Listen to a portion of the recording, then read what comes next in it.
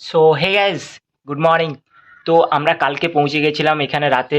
তো রাতে কালকে জার্নিটা করে ভীষণ কষ্ট হয়ে গেছিলো, তো কালকে ভিডিওটা করিনি। তো আজকে সকাল থেকে আবার কন্টিনিউ ভিডিওটা করছি। তো এখন সকাল হয়ে গেছে, আর সকালবেলা এইখানের জায়গাটা কেমন টাইপের তো সেটা তোমাদের দেখানোর চেষ্টা করব। তো চলো আজকের ব্লগটা শুরু করা যাক।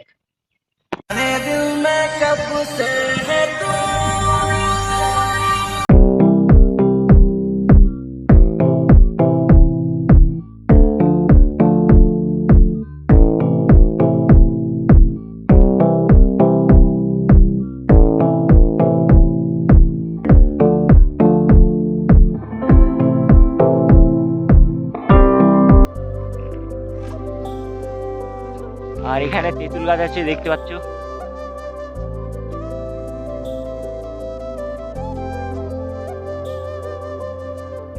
তো গাইস, তোমাদের এখানে ভাটাটা দেখাচ্ছি কেমন টাইপের ভাটা।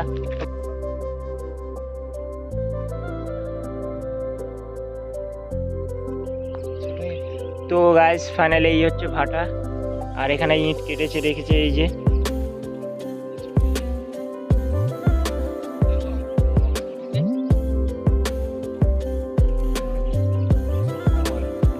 তো ফাইনালি আমরা শ্রীলঙ্কার কাছাকাছি চলে এসেছি প্রায়।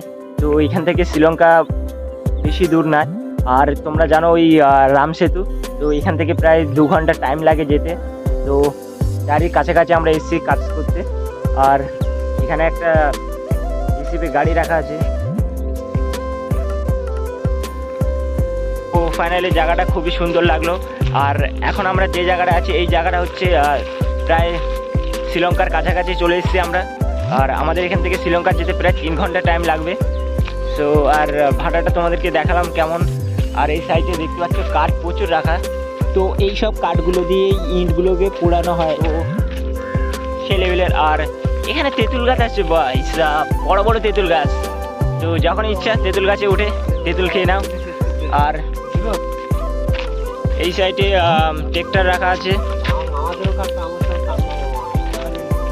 তো ফাইনালি এখন সকাল দিকে একটু ঘুরতে বেরোলাম, দেখি জায়গাটা কেমন। নতুন জায়গায় এসেছি, একটু দেখে নেই ঘুরে ফিরে। তো জায়গাটা খুবই ভালোই লাগছে।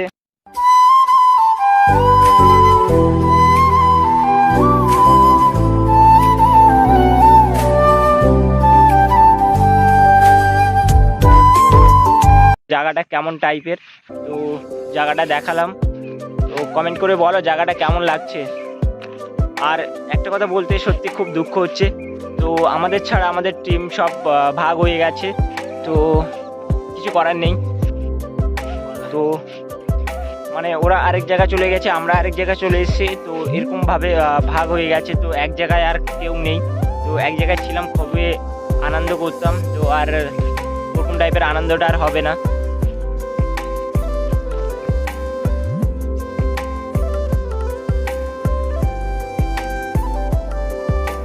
তো এতক্ষণ ভিডিও শ্যুট করার পর আমরা একটু চা খেতে চলে গেলাম।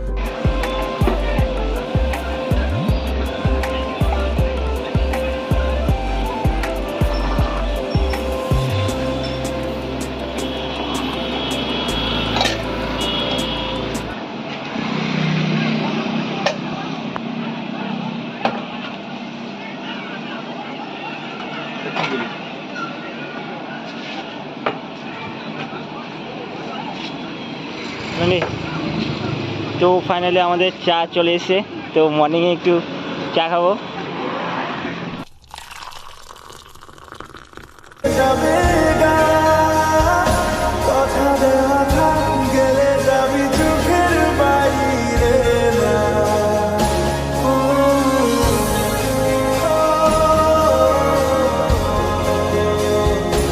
আজকের ব্লগটা তোমাদেরকে কেমন লেগেছে অবশ্যই কমেন্ট করে জানাবে।